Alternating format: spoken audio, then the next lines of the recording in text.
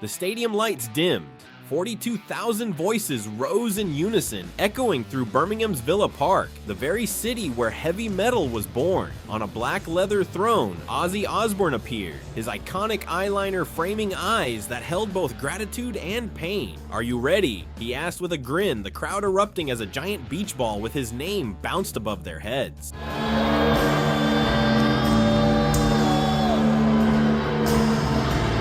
Then, with a voice both frail and fierce, the Prince of Darkness roared, "Let the madness begin!" This wasn't just a concert, this was a homecoming, a farewell, a moment that will be etched forever in the heart of rock history.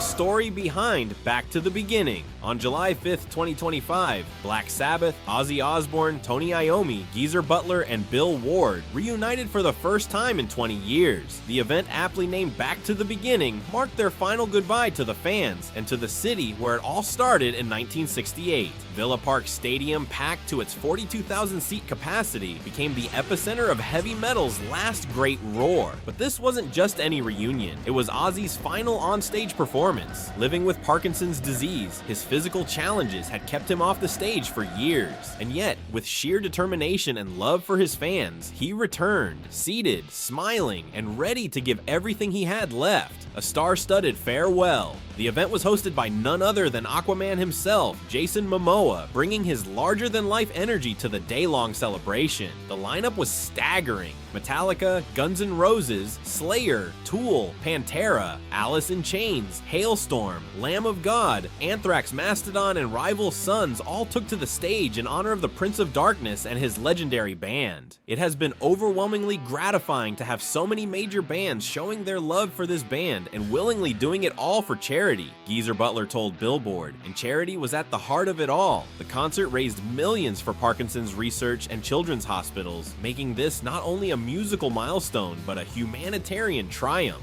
Ozzy's emotional return. When the moment came for Ozzy and his bandmates to take the stage together, time seemed to freeze. Fans watched as the man who had once leapt across stages now sat proudly in his black leather chair, eyeliner bold as ever, and a grin that stretched from ear to ear. With every note of War Pigs and Iron Man, the crowd roared louder, their voices filling the gaps where Ozzy's age and illness had softened his own. Tears glistened in his eyes as he thanked them repeatedly. "Your support has enabled us to live an amazing lifestyle. Thank you from the bottom of our hearts. I love you. Yunod." The final ride on the Crazy Train. As the set reached its emotional climax, the opening riff of Crazy Train rang out, an anthem that had defined a generation. Fans knew this was it, the last song Ozzy Osbourne would ever perform live. For 5 unforgettable songs, Birmingham became the center of the rock universe. The final notes of Crazy Train hung in the air like a blessing, a farewell, a promise. And as Ozzy waved his last goodbye, it was clear this was more than a concert. It was the closing chapter of a story that began nearly 6 decades earlier.